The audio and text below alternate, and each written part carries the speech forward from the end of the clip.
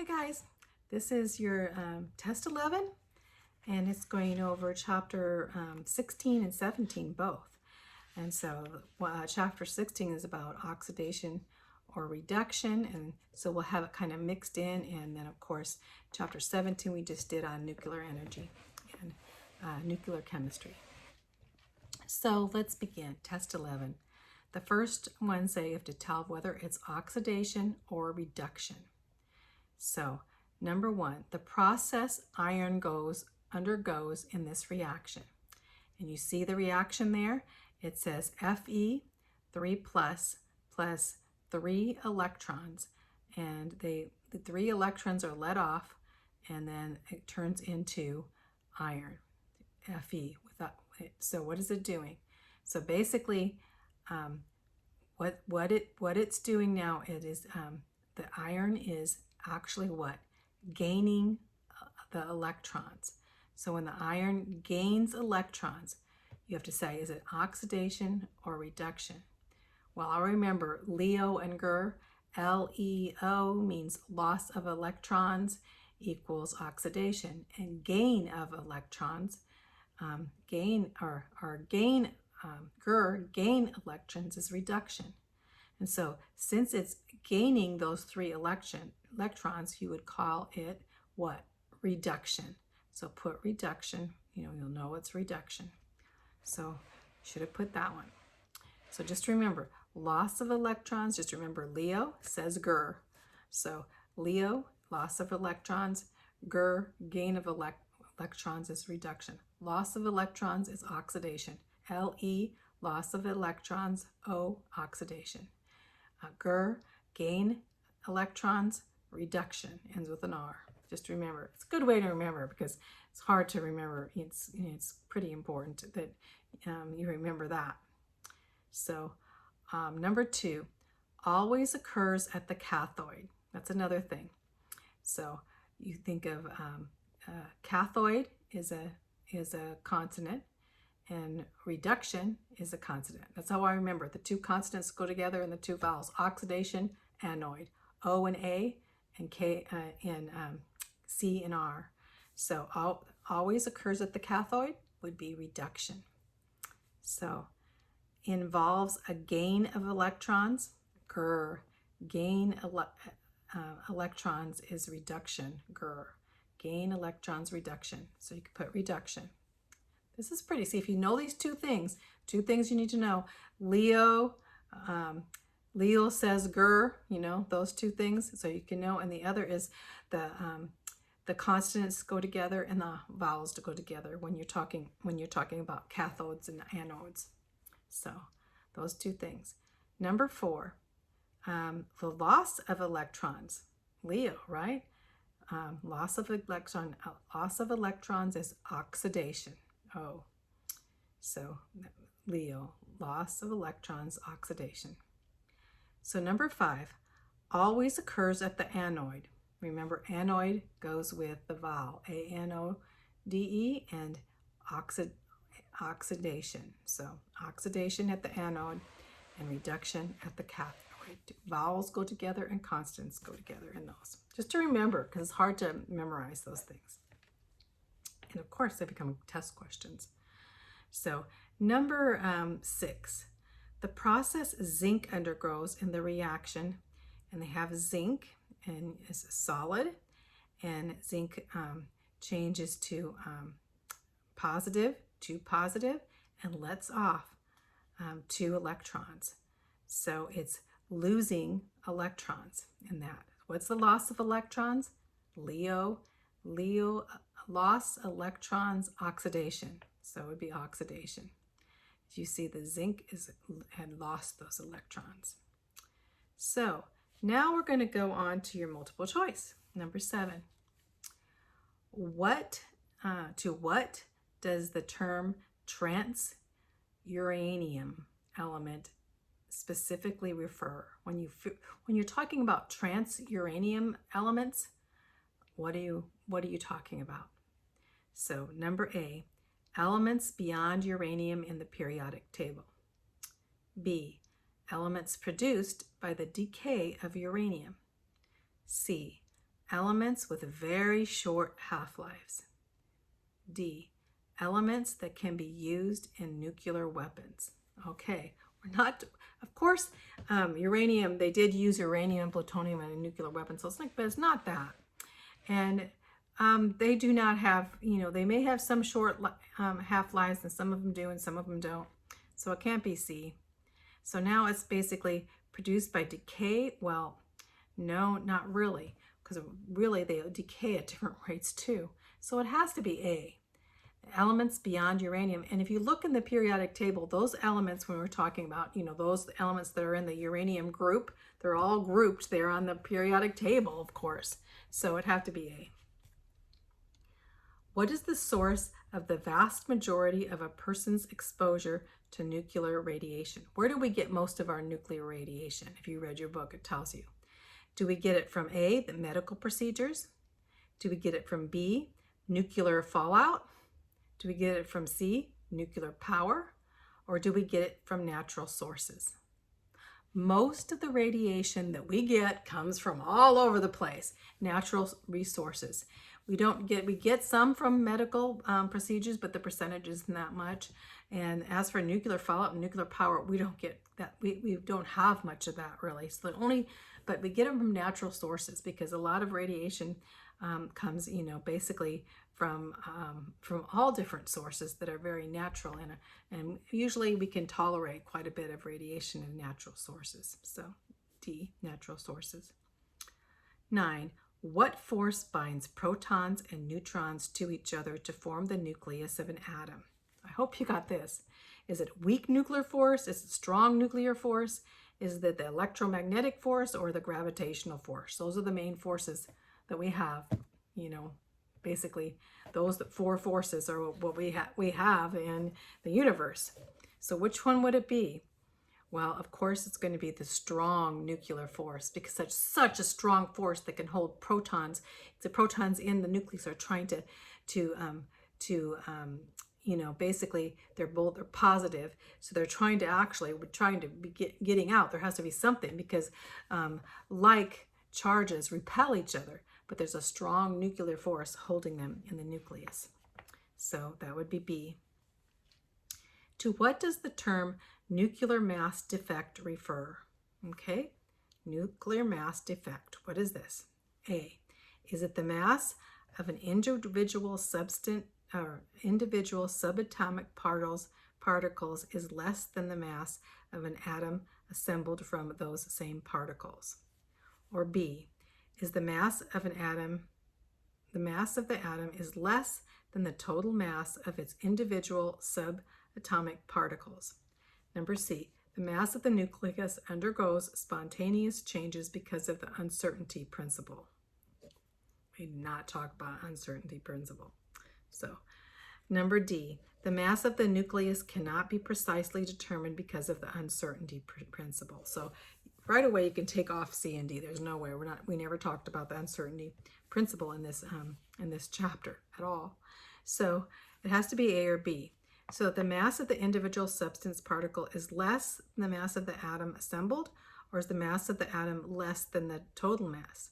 So, well, the mass of an atom, remember that the mass, the nuclear mass defect that says that the mass of the individual particles, which is really unusual, the mass of the individual particles is more than the mass of the nucleus, or the mass of the atom nucleus is less than the total mass of the individual subatomic particles. So, which is weird, because if you take all the particles and you all put them together, they should be the same, but they're not. The mass of the atom is less, and so the energy is that strong energy. So it has to be B. That would be B. The mass of the atom is less than its individual subatomic particles. And that's in your book too. So, what is the amount of fissionable material at a given density required to sustain a chain? You have a chain reaction. So, what is the amount of fissionable, what's that called? That amount of that element that's going to, right before that amount that it will start splitting, or it will start reacting. So is it the activity mass? A. Is it B, the mass defect? Is it the C, nuclear mass? Or is it the D, the critical mass? It's the critical mass. That critical point, that's the point where all of a sudden you're going to have a nuclear reaction. It's got to that point, and you have to have a certain mass to get to that point. Number 12, what is the amount of energy necessary to break up a nucleus into its component nucleons? Okay, what is that? What is the amount of energy? What's that energy called? A, is it activation energy? B, is it binding energy? C, is it heat of fission? D, is it heat of fusion? What is the amount of energy necessary to break it up? You have to break up that binding energy. Remember we talked about that binding energy. B, binding energy. Number 13. So which of the following lists of radiation types is correctly ranked by decreasing penetration ability? So basically, you know, it can penetrate. Is it going to be able to penetrate a piece of paper? Is it going to be able to penetrate a wall? Is it going to be able to penetrate, you know, concrete? You know, so which is the most penetrating to the least penetrating? That's better. So A, is it alpha, beta, gamma? Is it B, gamma, alpha, beta? Is it C, gamma, beta, alpha? Or it's D, beta, alpha, gamma. So let's just think here. We're going from the most penetrating, who can penetrate through any way that basically use it to fight cancer and stuff, because it can penetrate a lot, you know, through lead and everything, are the gamma. Gamma rays are the most penetrating. What's the next penetrating? One would be the beta. And the least penetrating is alpha, because alpha are so big particles that they can't even go through a piece of paper. So gamma, beta, alpha would be C. In number 14, in nuclear chemistry, to what does the term activity refer? So what does activity, nuclear activity, refer to? A, the amount or rate of decay occurring in a radioactive substance. Is it about decay? Or B, is it the tendency of a nucleus to undergo fission? C, is it the tendency of a substance to be damaged by nuclear radiation? D, is it the tendency of an atom or an atomic nucleus to undergo redox reaction? Well, we're not talking about redox reactions, that for sure, when we're talking about nuclear things going on, nuclear chemistry. So that's not even in nuclear chemistry. And so that can't be D. And number C says basically to damage a nucleus, activity wouldn't be a tendency to damage the nucleus. So it's not C and D. So it has to be A or B. So let's look. Is it the tendency of a nucleus to undergo fission? That is the critical mass. So it can't be that. So it has to be A. So what is A? The amount or rate of decay occurring in a radioactive substance. So that's the activity, because as it becomes radioactive, the radioactive decay is what they call it, that activates it to change. So number 15, what is a device that uses magnetic and electric fields to accelerate charged particles to energies of several mega electron volts? So the key in this question here has to do with charged particles, right? So we're not just talking about electrons, we're talking about charged particles, which can be charged particles of whatever particle it is, you know. So that, and also it's a magnetic device. And so actually this is a little bit difficult if you didn't read your book, because or didn't read the pictures in your book, because it shows one of them, and it's a pretty spectacular picture indeed. So is it A, a nuclear reactor? Is it B, a laser? Is it C, a PET scanner? Or is it D, a particle accelerator? The key there is the word particle, right? So it would be D, particle accelerator. You know, a PET scanner too is uses radiation, but it's not a particle to accelerate charged particles. Lasers, we're not talking about light and lasers. Couldn't be that one. And a nuclear reactors is different. It's making electricity. Is basically a nuclear reactor in a nuclear plant. So it has to be D, particle accelerator. There's a picture of it. It's pretty neat in your book. So number 17, what is the long chain of radioactive isotopes ending with a stable isotope, such as the decay chain that begins with 235 uranium and ends with 207 Pb, plutonium, okay? So when you think of these, which one? A, is this an activity series? B, is this a radioactive decay series? C, is this a transuranium series? Or D, is this a chain reaction? So what is the long chain of radioactive isotopes ending with a stable isotope? So such as a decay chain. So the key is decay chain. So it's a radioactive decay series. You know, although if I, when I was doing it the first time, I thought, well, it is pretty much of a chain reaction in this way. But what they're saying is it's decaying. So it's not really reacting with bombardment, it's decaying. So you know how as an element decays, through time, it's going to keep going until it's called a radioactive decay, and by the half-lives and such, till it turns into another element. And so that's the radioactive decay series.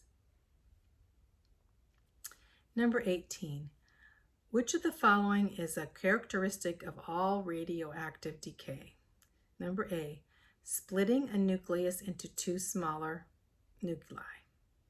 Okay, well, not all decay does that. B, combining two nuclei into a single larger nucleus. Well, that's fusion. So number one, splitting a nucleus would be fission. Number A would be fission. Number B would be fusion.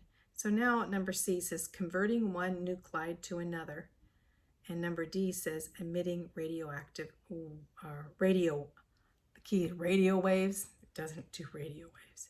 So the only one that fits and fits perfectly is C, converting one nucleotide to another. As it decays, one nuclide will turn into another one as the decaying process happens.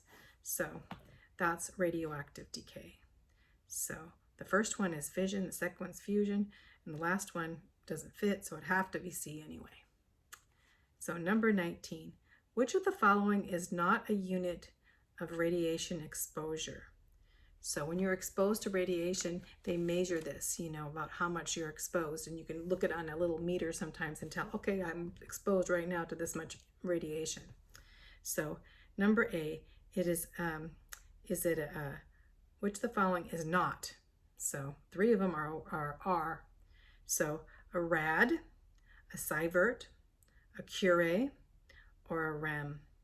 So rads and REMs and sieverts do measure this, but a Curie measures radioactive activity instead. Remember Madame Curie, so it has nothing to do with exposure. She didn't even know that you could be exposed to. In fact, Madame Curie died of radiation poisoning after so many years.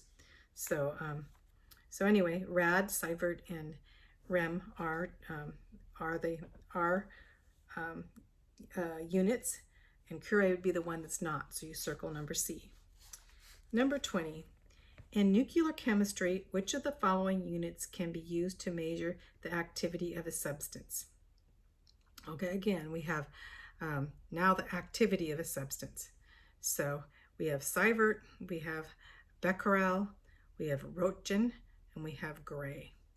Well, we know that sievert and Gray measure exposure. Those are two things that measured exposure, so it can't be A or D. And Roentgen, we haven't talked about that at all. but Becquerel, and we would pick Becquerel because remember Becquerel was the guy that actually discovered, you know, radioactive activity, and they named it after him. So Becquerel. So I would have put Curie or Becquerel because those are the scientists, but Curie is not mentioned, Becquerel, so it'd be B. So number 21, we doing okay? Yeah, I think so. What is a device that converts the potential energy of a spontaneous redox reaction into an electric current? So you have a spontaneous reaction, chemical reaction going on, and you put it as you put it in, or use it as using it in the cell to make or to produce electric current. So now we're not talking about nuclear, we're talking about electric. So is it A, electrolyte cell? Is it B, electroplating cell? C, is it ampere cell? Or D, is it the voltaic cell? I hope you get this right. And yes, it's the voltaic cell.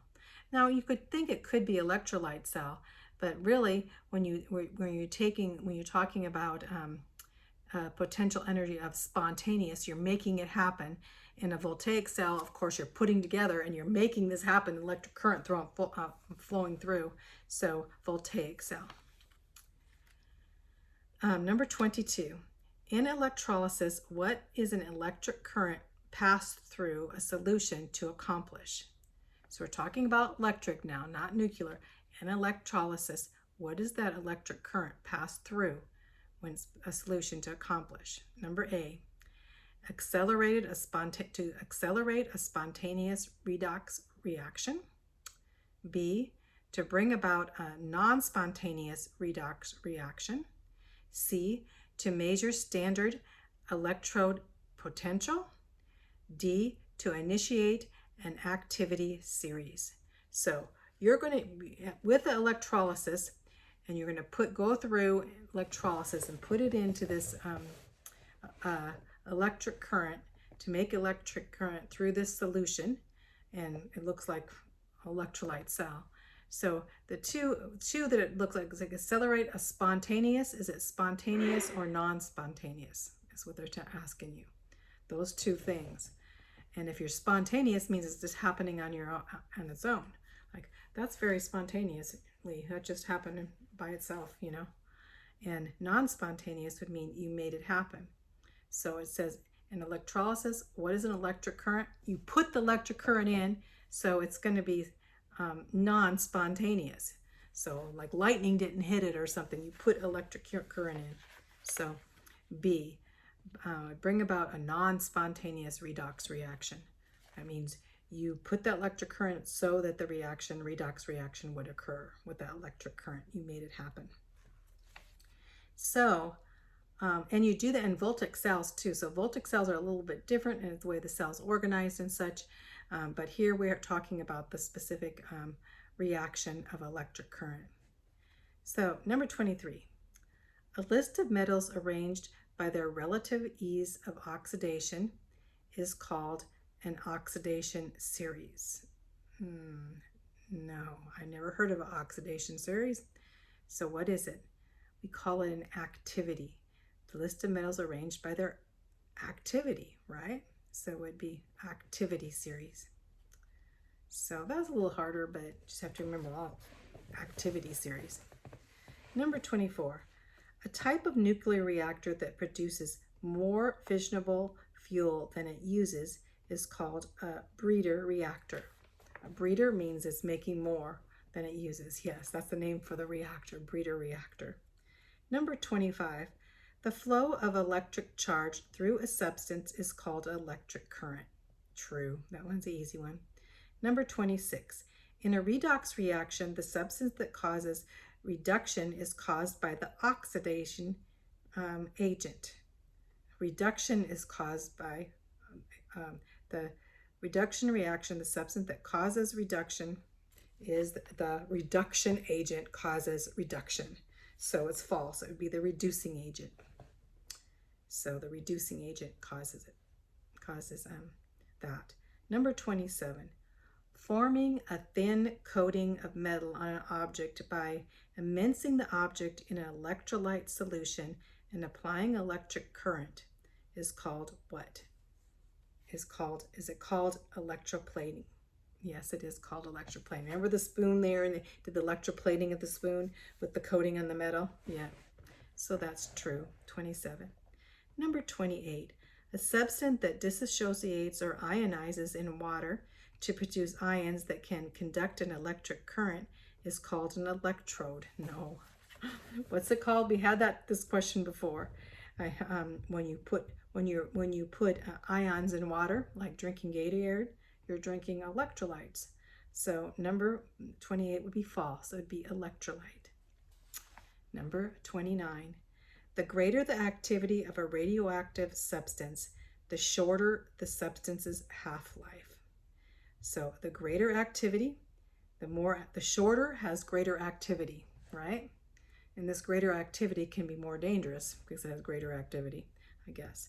So the greater activity has the shorter half-life. True. Number 30. The stronger the acid or base of an electrolyte solution contains, the greater is the solution's ability to conduct electricity. So the stronger, if you have strong acids and strong base, they're going to ionize really a lot. And this causes them to conduct electricity, well. Ions in solution conduct electricity because they turn into positive and negative ions, and then electricity can go through. So that would be true. Number 31. Standard electrode potentials are measured relative to the element carbon. Carbon doesn't measure in this at all. So what element would really measure electric? So basically, what ion would we go when we talk about its potentials? What is the most famous of this? That element. Anything above this element and below this element is considered, as for the potentials. It would have to be hydrogen. The hydrogen atom. So it would be that potential above and below hydrogen. So, and that's in your book too. Number 32. An electric current flowing through an electrolyte solution consists of moving electrons. Okay, are electrons moving current in electrolytes? No.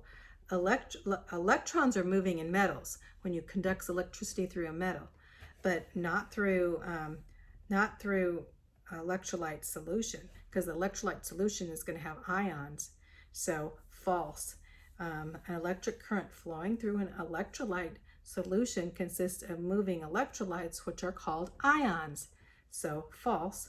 The answer would be electric ions, because it ionizes positive and negative ions. It would happen there, like salt would turn into sodium and chloride ions, and that will conduct electricity through ions. So that's right at the beginning. Multiple choice. Which of the following best explains why reduction and oxidation must occur simultaneously? A, the reactions are called redox reactions. B, the electron lost in oxidation must be acquired somewhere else.